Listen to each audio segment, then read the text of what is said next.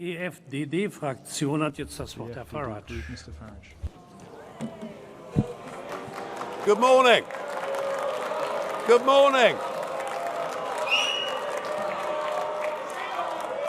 Funny, isn't it?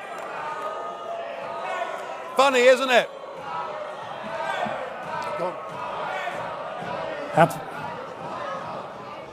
Thank you very much for that very warm welcome. Herr Farage. How things have changed. Eine Sekunde bitte. Just Sekunde a bitte. second, Mr. Farage. Kolleginnen und Kollegen, Ladies and gentlemen, eine große Qualität der Demokratie one ist, major dass man auch quality denen of zuhört, democracy is that you listen deren Meinung man nicht to teilt. those, even if you don't share their opinion. Well, thank you, Mr. Schulz.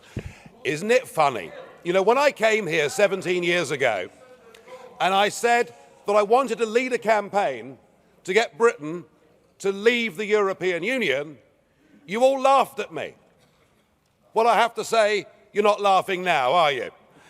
And the reason you're so upset, the reason you're so angry, has been perfectly clear from all the angry exchanges this morning. You, as a political project, are in denial. You're in denial that your currency is failing. You're in denial. Well, just look at the Mediterranean. No. As a policy to impose poverty on Greece and the rest of the Mediterranean, you've done very well.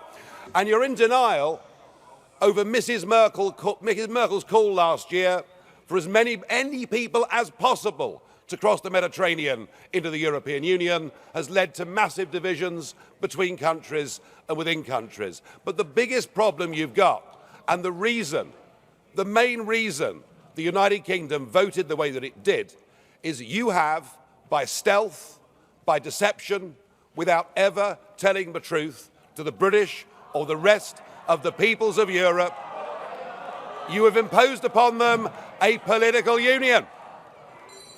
You've imposed upon them a political union. And when the people in 2005 in the Netherlands and France voted against that political union, when they rejected the Constitution, you simply ignored them and brought the Lisbon Treaty in through the back door.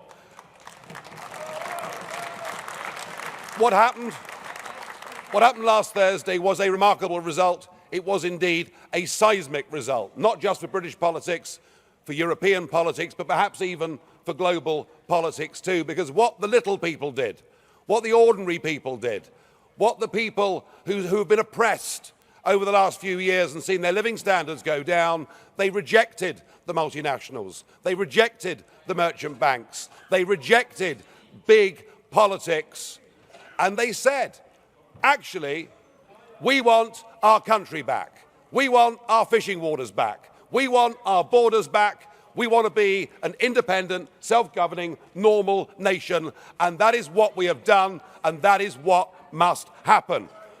And in doing so, we now offer a beacon of hope to Democrats across the rest of the European continent. I'll make one prediction this morning. The United Kingdom will not be the last member state to leave the European Union. So the question is, what do we do next?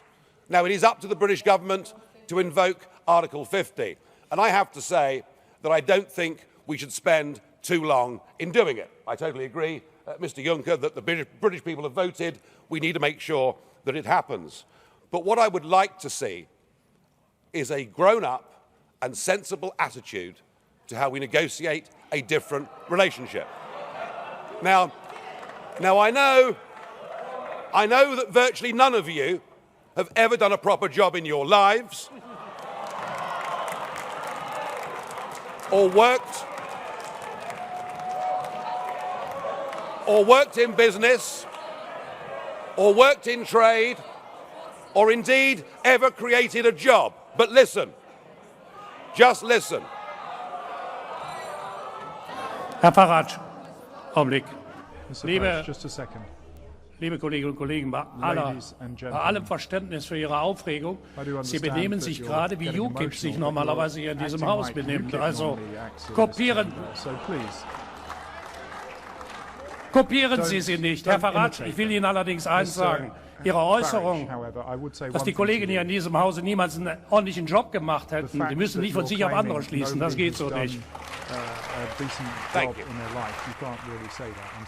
No, you're quite right, Mr. Schulz. UKIP used to protest against the establishment, and now the establishment protests against UKIP. So something has happened here. Let us listen to some simple, pragmatic economics. We, between us, between your countries and my country, we do an enormous amount of business in goods and services. That trade is mutually beneficial to both of us. That trade matters.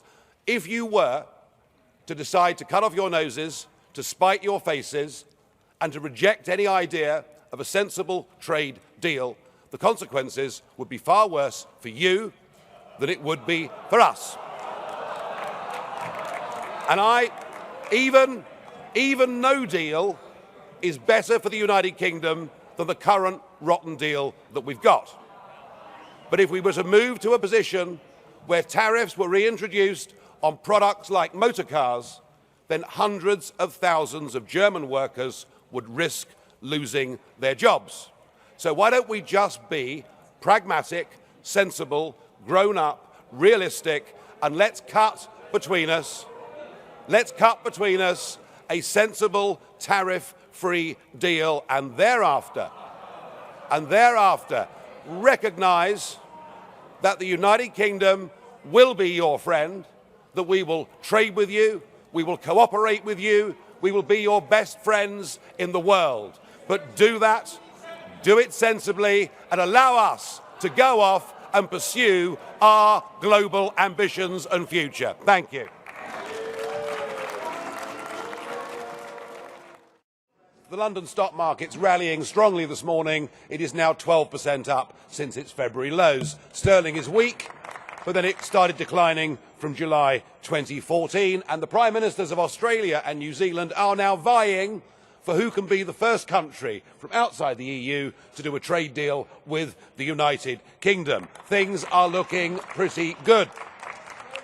The only upheaval is political upheaval, where we've seen a Prime Minister resign, and indeed the British Commissioner, Lord Hill, resign. They've both done so, I think, for the right reasons. You never know, we may be getting rid of a Labour Party leader as well. But upheavals in politics can actually be a very healthy and a very good thing. And I got into politics because our political class in Britain led us towards a European political project. So if that result last week sweeps a few of them away, so be it. But I am looking forward next year to celebrating our Independence Day on June the 23rd.